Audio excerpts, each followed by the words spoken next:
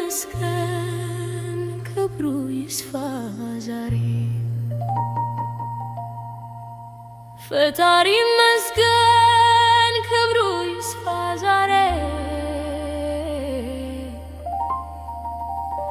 ጥላው የቀለለ የሆነ የሰው አውሬ ታምራት ተያዘ አልቀረም በወሬ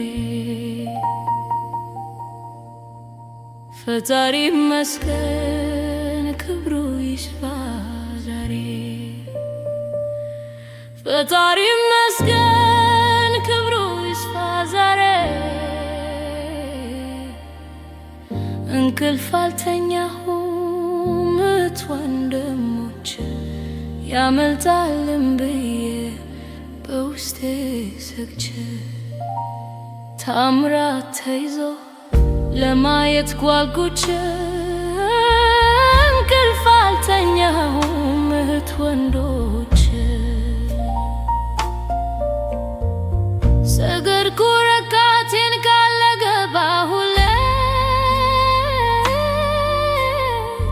ፈጣሪን ጠይቄንም ባገኘሁት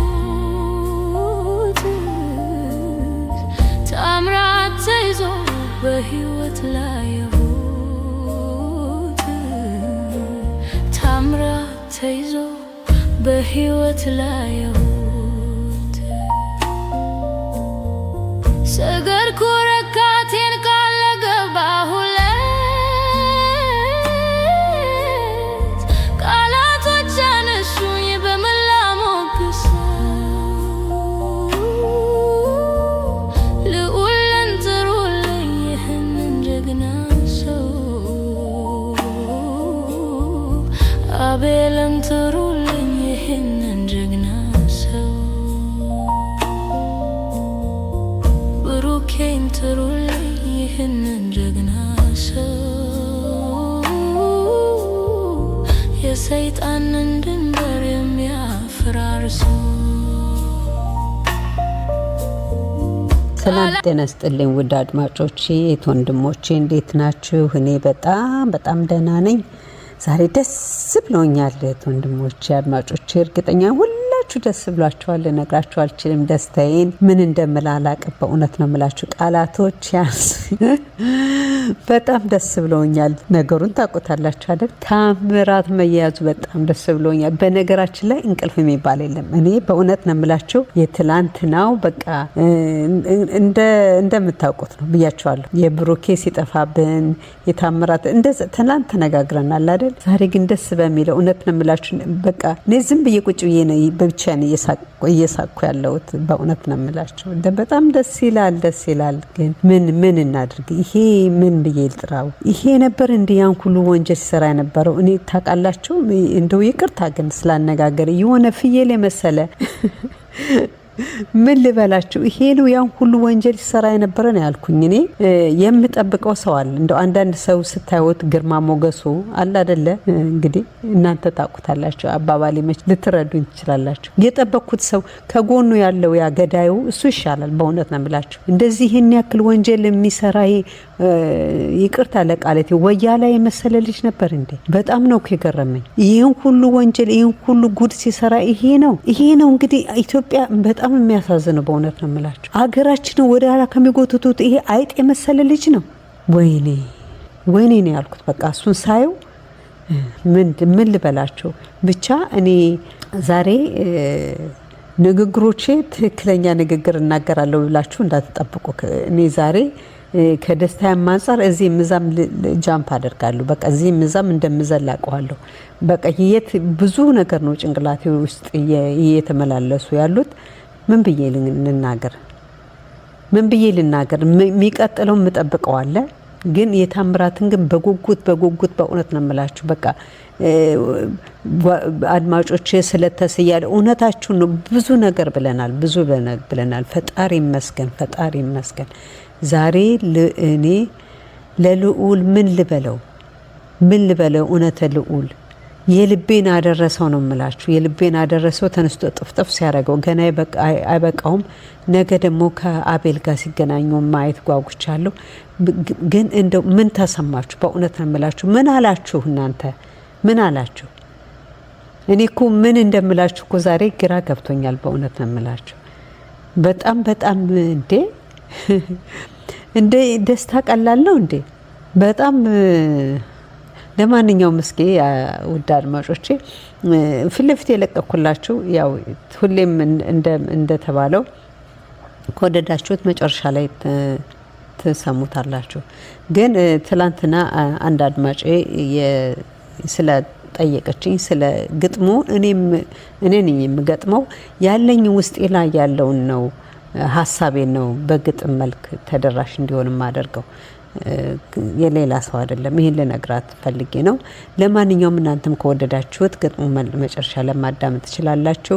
እስኪ እቺን ሰምተን ተመልሰን የምን ነፍስ ነው ማለት ከመጀመሪያ ጀምሮ ከራይል ግዳያ ጀምሮ ትጠይቃለህ። ስለምን ራይል እንዴ? ስለ ፍቅረኛ ራይል እኮ ፍቅረኛ ነበረች። ኦሬዲ ተለያይተናል አይደለ? ኧረ እባክህ ተለያይታችኋል።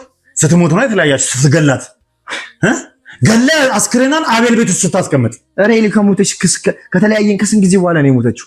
ኧረ እባክህ ከተለያያችሁ ከስንት ጊዜ በኋላ ነው የሞተችው? ተው እንጂ ምን ቆሻሻ ሰራን አውቃብህ ነው የተለያያችሁት? ለዛ ነው የገደልካት? እሺ ንገረኝ። ሰማችሁ እንግዲህ እቺን ቅንጥብ አድርጌ ያመጣሁላችሁ። ተገደለችዋ ሲጠይቀው እኔ እና እሷ ከተለያየን እኮ 2 ወር አልፎናል። ይሄንን ሲሰሙ እናትየዋ ምን ይላሉ ነው የምለው። እቺ መጀመሪያ የተናገረችው ቃል ነው። እኔ እና እሷ ከተለያየን በኋላ ነው የሞተችው ብሏል። እናትየዋ ግን የተናገሩት አብረው ከቤት እንደወጡ ነው። ያም ደግሞ አብረውት እንደነበሩ ነው። እና ምን ይሰማቸዋል? ይህንን ሲናገር ምን ይመስላችኋል የሚለውን ለራሴ ስለጠየኩት እናንተስ ምን ትላላችሁ በሚለው ነው እንጂ ይሄ ልጅ ከተናገረው ምንም ፍሬ ነገር የለውም። በቃ ምን ብዬ ልንገራችሁ? ይሄ የሚያናድደው እኮ ምንድነው? ወንጀል የሚሰሩት የዚህን ያክል በቃ ዝቃጭ አይምሮ የሌላቸው ናቸው ሀገራችንን የሚበክሉ። በእርግጥ እየተማሩ አሉ፣ ግን በነዚህ ስር ነው አሁን ይሄ ሰውዬ ስንቱን ሰው እንዳጠፋ ስንት እህቶቻችንን ሜዳ ላይና በመጥፎ ነገር ሲሸጣቸው እንደከረማ እናውቃለን። ግን ምን አይነት ሰው ነው የሚለውን እኔ ይቅርታ አድርጉልኝ እናቱን ነው የመሰለኝ።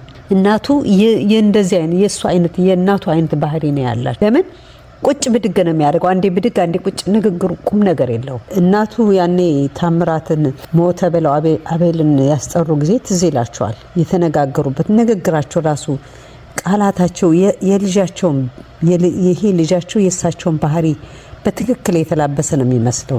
ይቅርታ መቼም እናት ናቸው መከበር አለባቸው። ግን ያ ቃላታቸው አነጋገራቸው ልረሳው አልችልም። እና ይሄ ልጅ ከሚናገረው ላለማመን የሚያደርገው እንትን በቃ ወንጀሉን ፊት ለፊት እየተነገረው እንኳን ምን ብዬ ልንገራችሁ ደረቅ እና ግን በሚያናግሩበት ነገር እንደሚያናግሩት እርግጠኛ ነኝ አይለቁትም።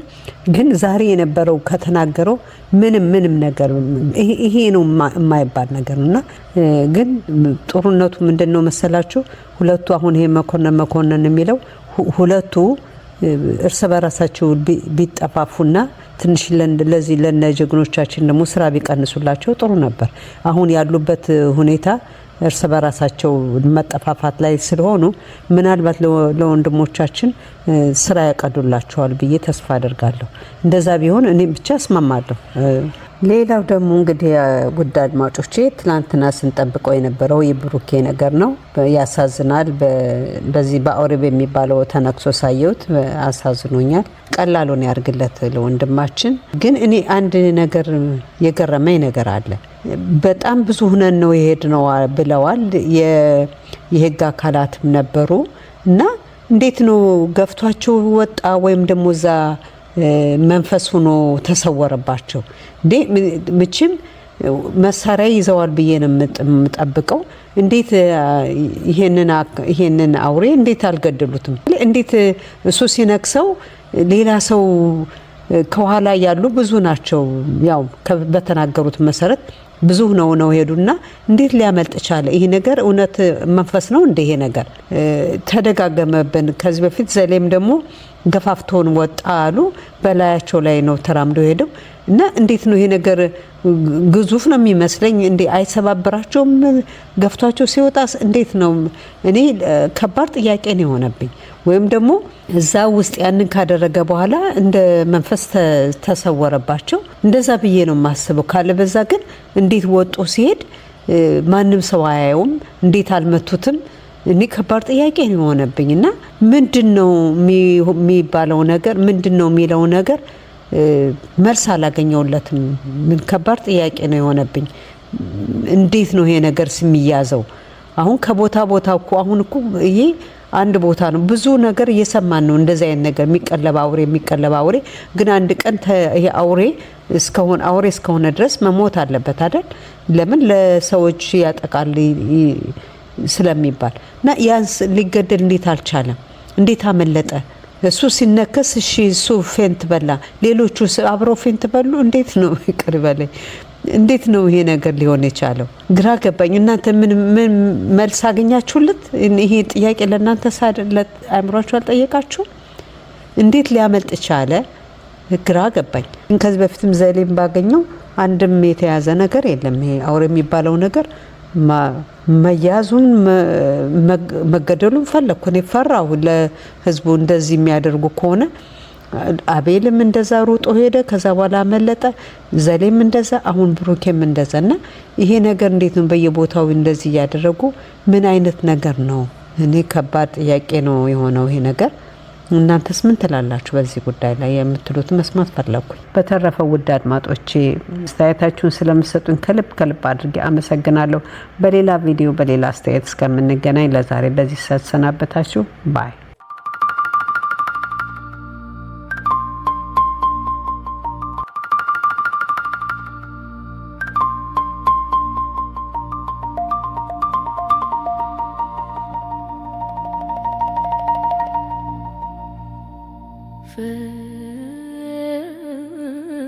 ፈጣሪ መስገን ክብሩ ይስፋ ዛሬ ፈጣሪ መስገን ክብሩ ይስፋ ዛሬ ጥላው የቀለለ የሆነ የሰው አውሬ ታምራት ተያዘ አልቀረም በወሬ ፈጣሪ መስገን ክብሩ ይስፋ ዛሬ ፈጣሪ መስገን ክብሩ ይስፋ ዛሬ እንቅልፍ አልተኛሁም እህት ወንድሞች ያመልጣልም ብዬ በውስጤ ሰግቼ ታምራት ተይዞ ለማየት ጓጉቼ እንቅልፍ አልተኛሁም እህት ወንዶች ሰገድኩ ረካቴን ካለገባሁለት ፈጣሪን ጠይቄንም ባገኘሁት ታምራት ተይዞ በሕይወት ላይ ተይዞ በሕይወት ላይ ሰገድኩ ረካቴን ካለገባሁለት ቃላቶች አነሱኝ በመላ ሞገሰው ልዑልን ጥሩልኝ ይህንን ጀግና ሰው አቤልን ጥሩልኝ ይህንን ጀግና ሰው ብሩኬን ጥሩልኝ ይህንን ጀግና ሰው የሰይጣንን ድንበር የሚያፈራርሱ ቃላቶች አነሱኝ በመላ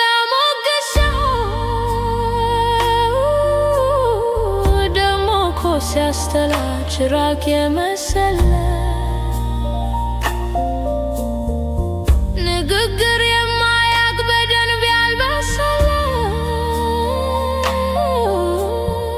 ስንት ወጣት አጠፋ የመለመለ መቀጣጫ ቢሆን ምንኛ ደስ ባለው አፍንጫውን ብለናዘው ይናገር ከተደበቀበት ወንጀል ሲያከናብር እህቶቹን ሽቱ በሰበሰበው ብር ሕይወት ጠፋበት ምክንያት ምን ነበር? አፍንጫውን ብለ